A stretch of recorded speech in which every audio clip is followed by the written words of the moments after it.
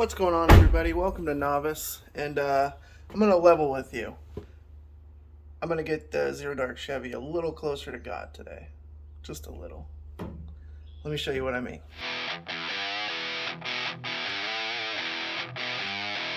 Alright, so first things first, which is pretty common, but it's going to be an add-a-leaf system. We are going to be putting on here to help kind of hold the load, but also this will bring the back of the truck up 1 to 2 inches, kind of depending on how everything settles. So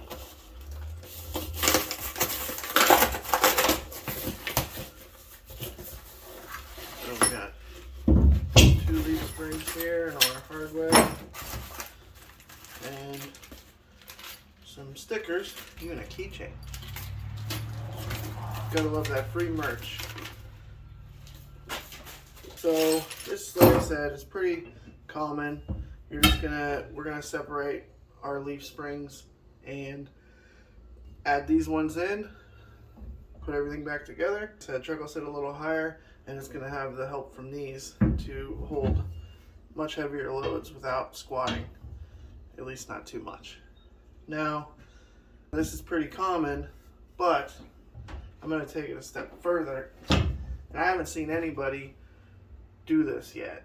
So I also got these coilover Lotus 60 shocks, and we're going to be putting these in. And like I said, I've seen people do these, but not in conjunction with the add-a-leaf. And I don't know if these are going to add any ride height. They may not, might all kind of balance out, but we're gonna see. But because we are doing all this to the back of the truck, it is also time to level the front of the truck. So for that, we have the MotoFab Leveling Kit for the front end, and it's gonna be a 2.5 inch leveling kit.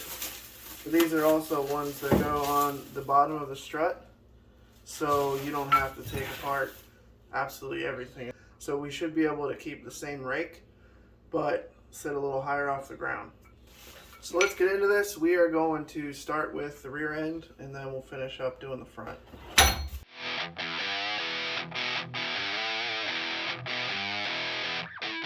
Alright, so once your wheel's off, you're going to want to get rid of this emergency brake bracket. So we'll go ahead and remove that. It's going to be a 1/2 inch socket.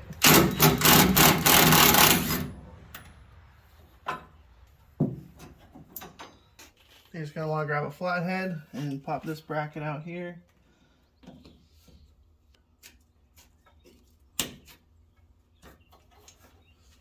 Give everything a little bit of wiggle room for all this to separate. Now this job may require some extra planning ahead of time, because you're going to have to locate the elusive 10mm socket to remove this brake bracket.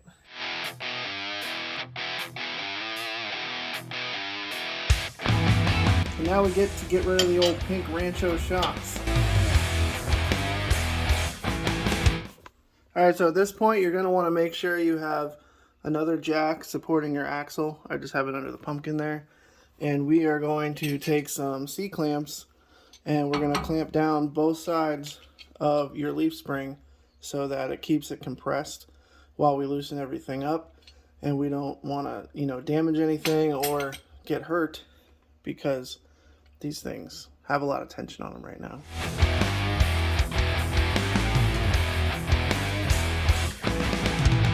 I don't know. Should I trust it? We're going to find out.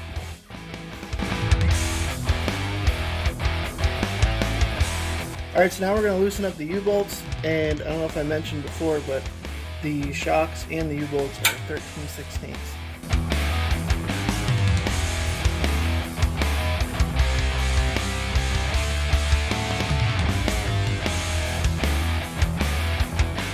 Alright, so now we're going to lower the axle a little bit, so we got some room for everything to open up here.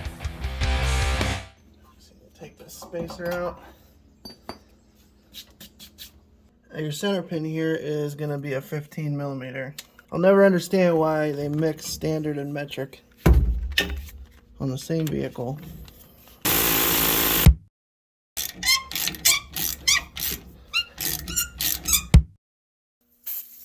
Let's see what we can do with an impact PB blaster, and then we threw some vice grips on the bottom.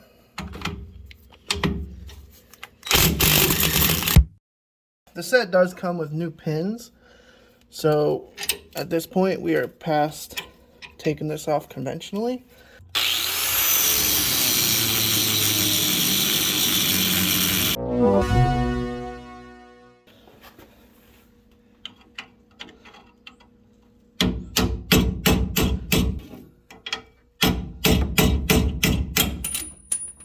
Just as complicated as that. Start loosening up our clamps. Alright, so you're going to want to separate your bottom spring here. Alright, so there's a roller pin here that you're going to have to tap out because the new spring doesn't have a spot for that. And you're going to remove your bottom spring because your add a leaf is going to go right on top of your bottom spring. So you'll have your factory bottom spring, the add a leaf, and then these top two. Alright, so we're going to get this all lined up outside of the truck. And we're going to reuse those spacers that were on the top of this bottom leaf here. And you want to make sure not to line everything up with the roller pin hole that we took out. You want to line it up with the center hole. Make sure you got all that.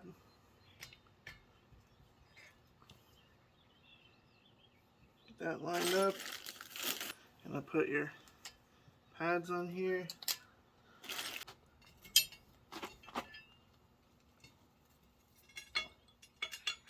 I'm going to take your pin that they give you, drive that right through the bottom there. So we're pretty much assembled. We're just going to walk this back over and start putting it in place.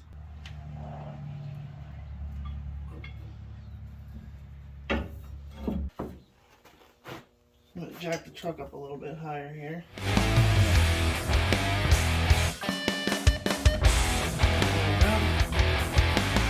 We are going to lower the truck a little bit, and then I'm going to use the other jack to lift the axle a little bit.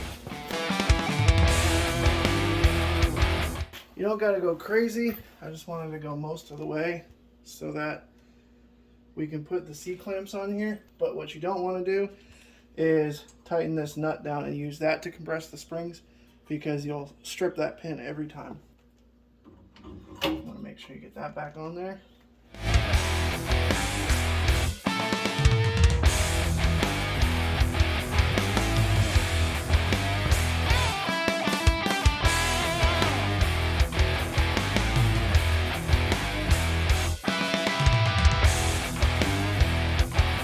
Now one thing is, on these pins you're going to have a ton of excess, so you're going to want to trim that off.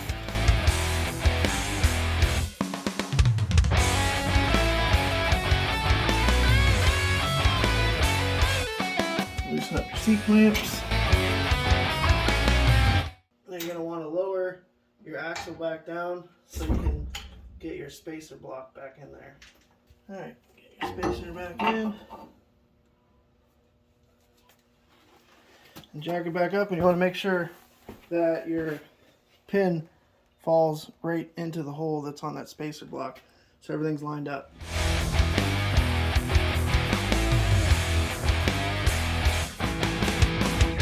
We are quite a ways away from lining up there. The leaf springs have to go that way, and the axle has to go a little bit towards the front. Alright, so we got it. It's all settled in there. What we ended up having to do was I hooked up a ratchet strap and ran it all the way up to a spot on the frame and used that to pull the axle forward slightly. You know, you're not trying to break anything, but just got to get it all lined back up. And then it was just a matter of mucking with it. I had to kind of push a little bit on the leaf spring, and I moved the jack to this one side, but got it done. So now we're going to put the U-bolts back on, and then the shocks.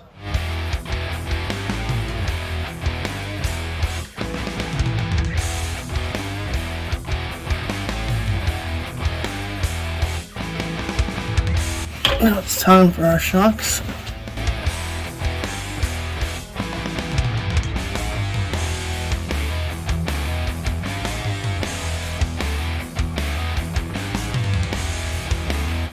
Look at those shocks. They just look so much better. Hey guys, me from the future. I just realized I did not remind you to hook your emergency brake bracket and the brake line bracket that was on the back of the pumpkin. So make sure you hook those back up when you're done with the rear. Now I am going to go do the other side. If there's anything unique that we didn't run into on this side, I'll let you know. But other than that, I'm going to take you to the future when this is all done, and we will see what the finished product really is. Alright, so I just wrapped up the passenger side, and it was literally identical, right down to having to cut the pin off and even using the ratchet strap. So now we are going to go do the MotoFab 2.5-inch leveling kit on the front wheels, and then we will see what this thing looks like. Alright, so you're going to want to use an 18mm to take off your top ball joint.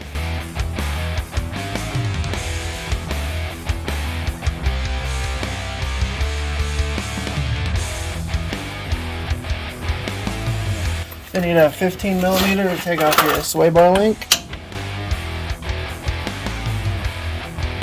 Alright, you're going to want to use a 10mm to remove this bracket and this bracket. So you don't lose that little guy, you just screw it right back in. Same thing with this one. You got to take your tie rod end off here, and I think it's a 21mm, but I don't have one. Turns out a 13/16 works really good on here, and then a 10mm is going to hold this pin so you can actually get this off of here.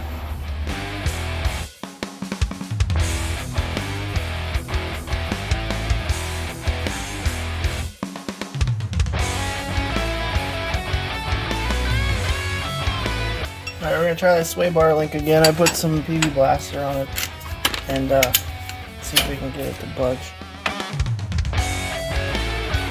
You're going to want to tap right here on either side if you have to try to get your upper ball joint loose.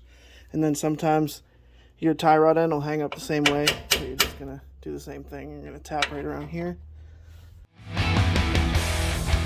Now they say you're supposed to loosen your top strut bolts and then you tighten them back up once you're done with all this. I'm going to try to do this without doing that, and I'm sure I'll learn exactly why they do it. But here we go, we're going to try to skip a step. Now we're going to loosen our bottom two strut bolts, and they're both 15mm, and when you do the second one, everything's going to kind of drop down, your control arm's going to come down, so you're going to want to go slowly with it. So we're going to grab our spacers here, and these also come with new hardware. I'm going to go ahead and slide these in the back. Also, you're going to want to remove these factory clips here.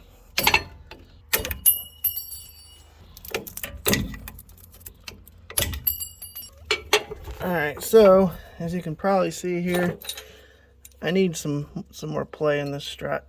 So don't skip the step that I skipped, and you're going to want to loosen your top strut nuts. So we're going to do that now, and I believe it's 18mm. We also have these caps that are going to be on top of each one of these these bolts. There's more back here, but you're just going to want to pop those off. Alright, so I got the clips off, but if you're like me and you don't have fancy ratcheting wrenches, then you can actually access both sides through the engine bay with a impact and an extension. So we're just going to do that.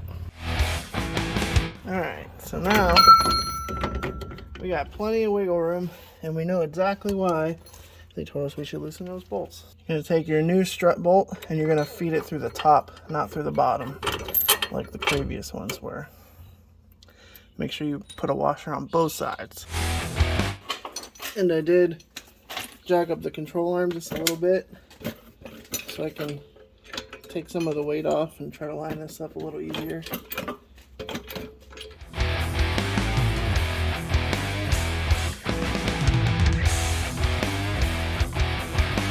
So another nice thing about these lower strut spacers is they're not changing the geometry very much. So You still need to get an alignment after this, but you're not getting everything all out of whack and blowing up ball joints and everything else that you would if you were putting huge spacers in the top. So now we are going to go back and put everything together that we took apart. I'm going to start with these top strut nuts. I'm going to put those back on, and then we're just going to kind of go from there. Alright, so I just tightened those back up and I put the wire clips back on. So you want to line your ball joint up while you lift up this control arm.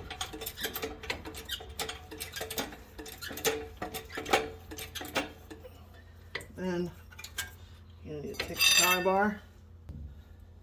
So you're going to pry that down there and put the nut back on. We're going to reattach our tie rod end. Get this sway bar link done. Put these brackets back, and that'll be it. There's our finished product. That's what everything should look like. And get a wheel on this thing, lower it down, then we'll see about doing the other side. So I did run into one thing on the driver's side I didn't on the passenger side. So you can see I could not get the ball joint to turn. I couldn't get the ball joint nut to turn without turning the whole ball joint. So similar to the tie rod end, how you can grab it with a wrench, there's an Allen key hole on the bottom of the ball joint, so you have to get an Allen key in there and then try to get it with your wrench. Alright guys, so we're at about 38.5 in the front, and we're at about 41.25, almost 41.5 in the back, and it's like this on both sides. After everything settled, we went from 39 inches to 41.5.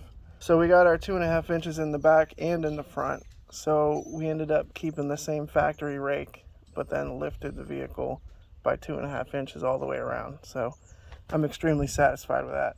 As I mentioned before, doing the add-a-leaf and doing the load assisting shocks at the same time, I've never seen anybody do it. And there's some information on the add-a-leaf giving you 1.5 to 2 inches, but I wasn't sure if the shocks would make any kind of difference. So it looks like it, you know, benefited us by another 1/2 inch there. That's going to be all for today. I'll link everything in the description below. And just remember, I'm not a certified mechanic. A lot of these things I'm just going to be showing you me doing it for the first time. So I'm more just documenting the mods I'm doing on my truck more than I'm trying to teach people. But if there is anything to learn from what I'm doing, I definitely want to share it. But make sure you do the research and try to be safe when you're doing stuff like this. Thanks for watching Novice. Thanks for watching the Zero Dark Chevy series. Follow Novice American and Zero Dark Chevy on Instagram. And don't forget to like and subscribe. We'll see you in the next video.